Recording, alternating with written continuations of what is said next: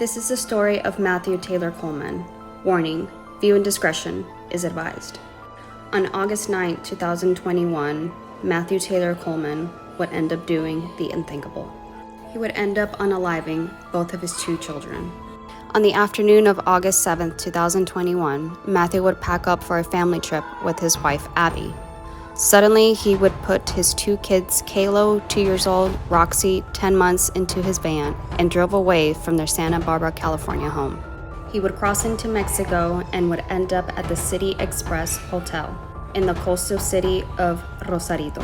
While he was at the hotel, he kept a low profile with his kids, staying in their rooms. Although one guest recalled seeing them in the lobby, but they didn't interact with anybody.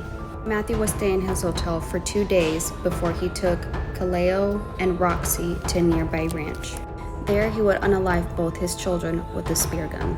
Authorities would say that Matthew left the children's body in a remote area of the ranch, but a farmer will stumble across them just hours after they have been alived.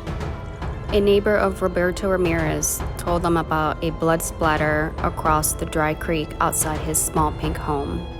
Kaleo and Roxy were found under the leaves of a willow shrub and their small pale bodies lying on their sides, backs together, naked without diapers.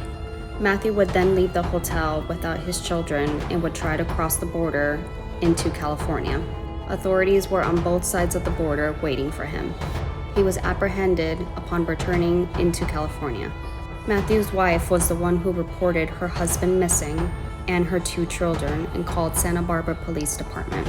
She would later tell them that he left in a Sprinter van and that she had no idea where they had gone. The next day, she would file a missing persons report for her children and her husband. She would later discover that he was in the town of Rosarito.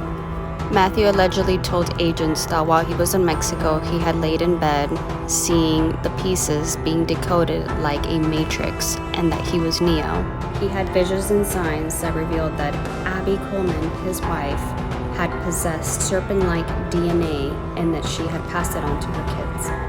And he wasn't sure if she was a shapeshifter. So Matthew couldn't stand the idea that his wife had passed this DNA to his children, which he called corrupted DNA, and the only way to get rid of it was to unfortunately unalive his children, and there was nothing else he could do about that. Matthew was fascinated by conspiracy theories, QAnon, and the Illuminati. Matthew has been charged with 2 federal counts of murdering U.S. national on foreign soil, and he's also pleaded not guilty.